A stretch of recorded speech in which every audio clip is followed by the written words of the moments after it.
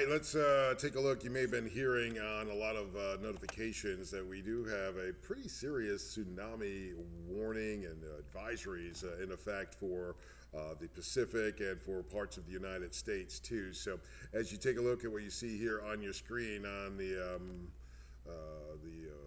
eastern coast of Russia, there has been a fairly major earthquake, and that earthquake has really caused a lot of areas to have some tsunami possibilities. And here you can see out into the eastern portions of Russia here, and this is the one I think they're talking about here, happened about 7:30 or so Eastern time in the United States.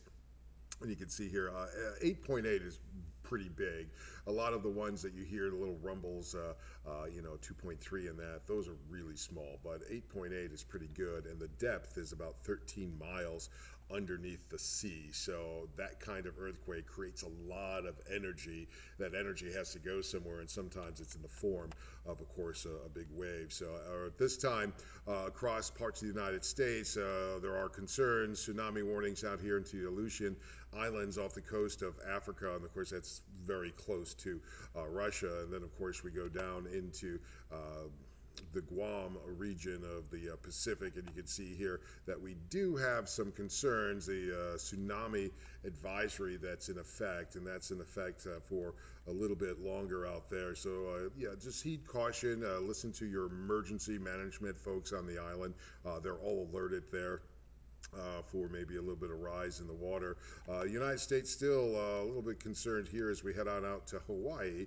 You can see there a tsunami warning is present at this time. That is a pretty big concern. So let's take a look at that for a moment here. The emergency management in the state of Hawaii has issued this tsunami warning, and the concerns here, of course, are for the island.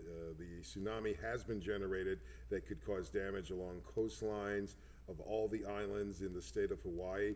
Urgent action should be taken, of course. So if you have friends, neighbors, loved ones who may be in Hawaii, it's something you may want to reach out to them and make sure that they're following any kind of local emergency management advice. A tsunami, of course, is a series of long ocean waves that move across the ocean, and they kind of gain strength as they move across the ocean. And also, we're talking about the west coast of the United States. We do have tsunami advisories in effect too, so that is another concern for some folks out here, of course, on the west coast. Of course, you have friends and neighbors, loved ones who may be out there into Los Angeles, San Francisco, San Diego or so.